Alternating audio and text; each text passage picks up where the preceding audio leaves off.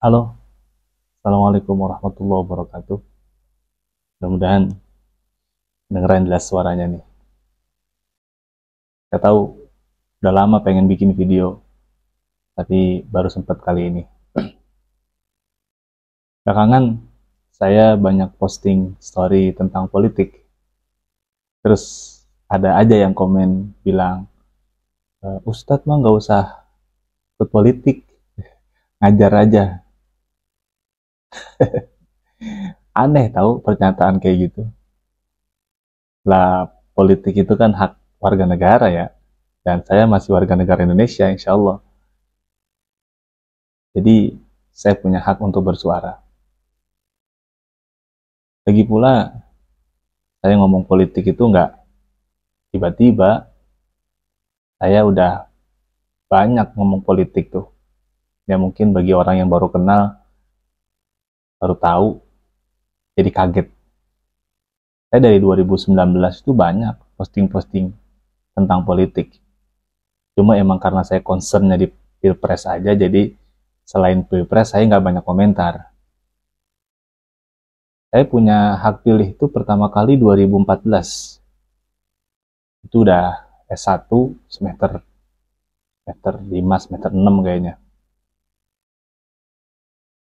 Dan saat itu saya udah ngikutin politik, bahkan dari tahun-tahun sebelumnya.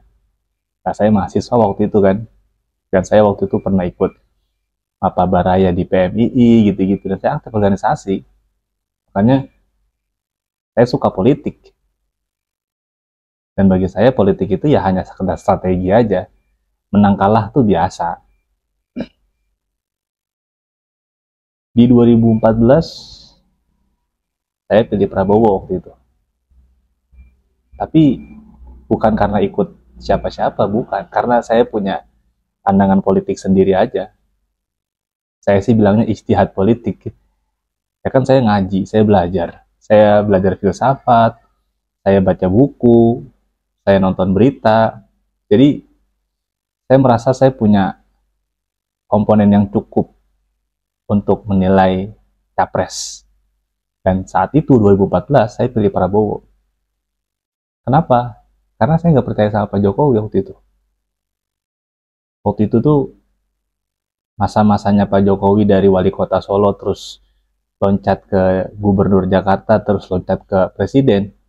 Saya itu udah nangkep sinyal bahwa ada ambisi berkuasa yang begitu kuat dalam diri Pak Jokowi. Karena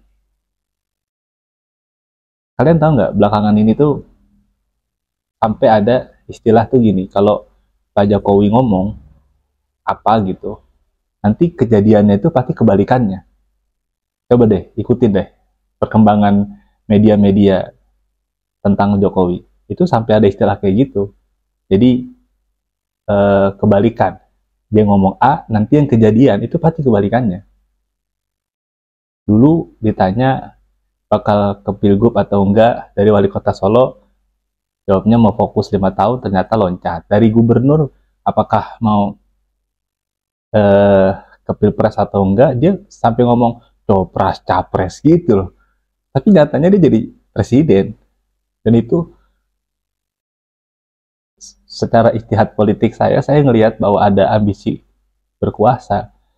Dan terbukti loh, hari ini, aduh, kelihatan banget ambisi berkuasanya Pak Jokowi itu kelihatan banget.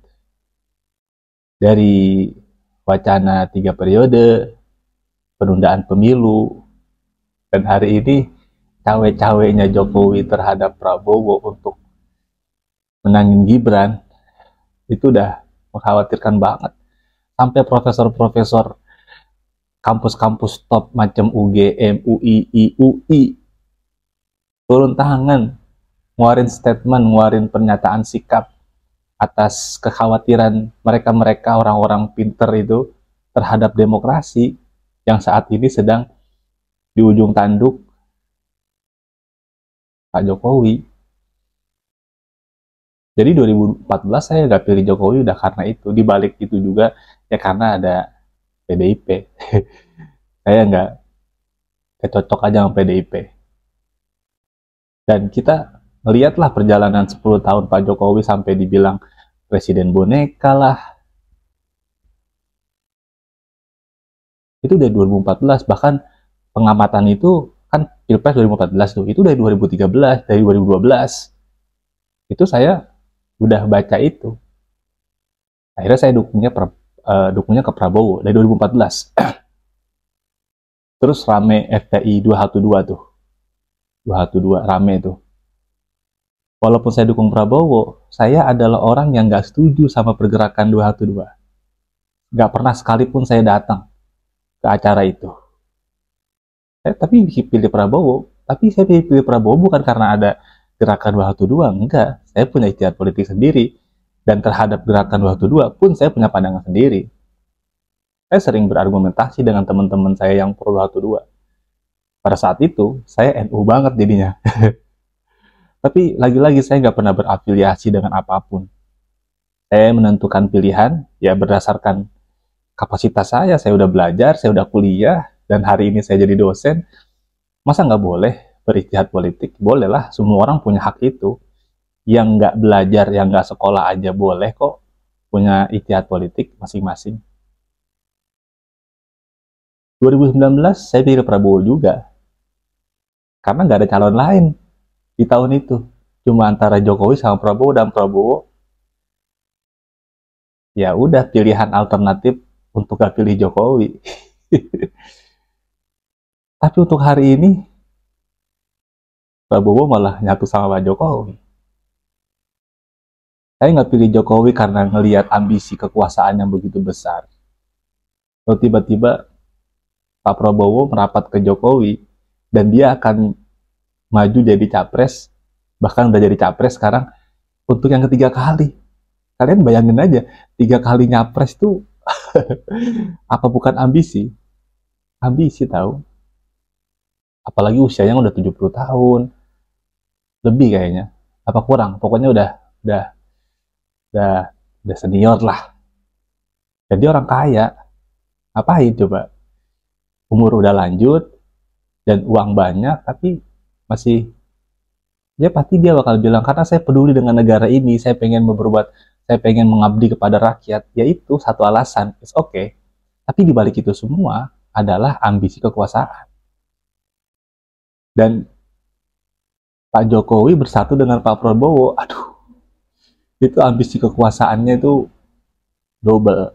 Dan kita lihatlah kekacauan sekarang nih, dari mulai polemik putusan MK, cawe-cawenya Pak Jokowi, bansos sekarang yang lagi rame nih, kemudian presiden boleh memihak, boleh kampanye, itu semua kan keluar karena ada ambisi. Dan itu bukan satu hal yang aneh dalam politik. Ya memang politik itu untuk mengejar kekuasaan. Tapi saya nggak pilih Prabowo hari ini ya karena itu. Pilih Ganjar? Enggak deh. Karena ya saya secara personal individu ya, maksudnya intelektualitas dan lain-lain sebagainya. Daripada Prabowo saya lebih pilih Ganjar sih. Tapi karena Ganjar di Jawa Tengah kemarin gubernurnya dan jarang naik ke berita nasional, jadi saya informasinya nggak utuh. Saya tahu tentang Ganjar tuh nggak banyak saya tahu tentang Ganjar karena ya jarang masuk berita aja. Paling yang kalau lagi kasus-kasus rame seperti Wadas paling gitu-gitu aja sih. Itu pun baru belakang-belakangan, dulu-dulu jarang naik. Nah, satu lagi Anies Baswedan. Udah, jadi saya pakai metode eliminasi aja. Pilih Prabowo nggak mungkin dengan alasan tadi, pilih Ganjar juga ya karena PDIP juga. Saya kan dari dulu nggak cocok sama PDIP. Saya takut, saya khawatir kalau misalnya saya pilih Ganjar, nanti Ganjar nasibnya sama kayak Pak Jokowi. Ada istilah presiden boneka lah segala macam. Kalau kalian ngikutin, ada satu politisi, saya lupa namanya siapa, dia tuh sempat bilang kalau PDIP itu lebih besar daripada Ganjar secara elektabilitas ya. Jadi saya khawatir Pak Ganjar itu nggak bisa meredam arus intervensi partai. Saya takut, ya. Saya takut partai itu lebih dominan ngatur eh, presiden. Tapi kan cawapresnya Pak Mahfud. Pak Mahfud kan orang yang tegas, orang yang berani. Tetap saya nggak bisa dukung dia karena posisinya wapres. Kalian tahu sendirilah posisi wapres itu terbatas banget pergerakannya. Apalagi 5 tahun belakangan ini nih, periode terakhir Pak Jokowi, lihat Kiai Ma'ruf Amin, gimana coba? Sedih, kecil banget porsinya, ya, dibanding presidennya. Presidennya, luasa banget, tapi wapres, ya, makanya. Tapi apakah keputusan saya pilih Anies Baswedan karena partai? Enggak. Saya nggak percaya sama PKB. Saya nggak percaya sama Muhaimin Iskandar. Pak Muhaimin itu kan jadi cawapres Pak Anies. Tadinya kan dia koalisi sama Prabowo di koalisi Indonesia apa tuh? Indonesia Baru apa tuh? Indonesia Bangkit. Ya, koalisi Indonesia Bangkit kalau nggak salah ya, KIB gitu. Terus Caimin nggak ngelihat peluang untuk jadi wapres. Dan tiba-tiba dapat tawaran dari Nasdem, Pak Surya Paloh, langsung deal dalam waktu singkat. Jadi saya nggak ngelihat partai, karena bagi saya partai itu ya sama aja, semua punya kepentingan masing-masing. Dia bisa kawin cerai sesuai dengan kepentingan. Kayak misalnya nanti 2 putaran, lalu 1-3, PKS sama PDIP, itu bisa aja nyatu. Bisa aja, karena ya ngelihat kepentingan aja ntar.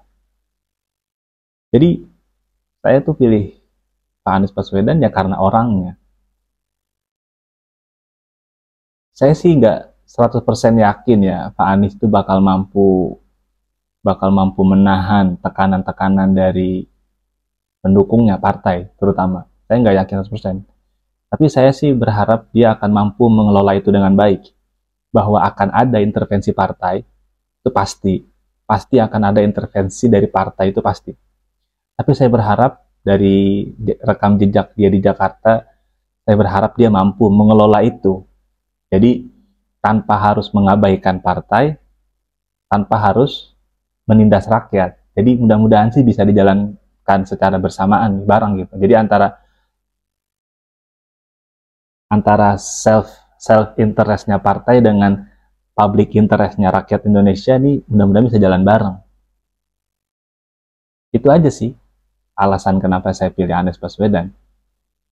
Jadi ini bukan karena siapa udah dukung 01 terus saya ikut, enggak.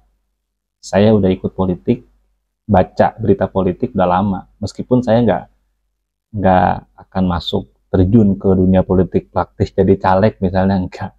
Ya, tapi sebagai warga negara saya punya hak untuk berbicara politik, punya hak untuk memilih dan lain sebagainya, mendukung. Dan ini saya sampaikan alasan saya kenapa saya gencar sering ngepost 01 gitu. Mudah-mudahan teman-teman bisa ambil pelajaran dari video ini. Kalau enggak apa-apa, ini mas sharing aja. Terima kasih. Assalamualaikum warahmatullahi wabarakatuh.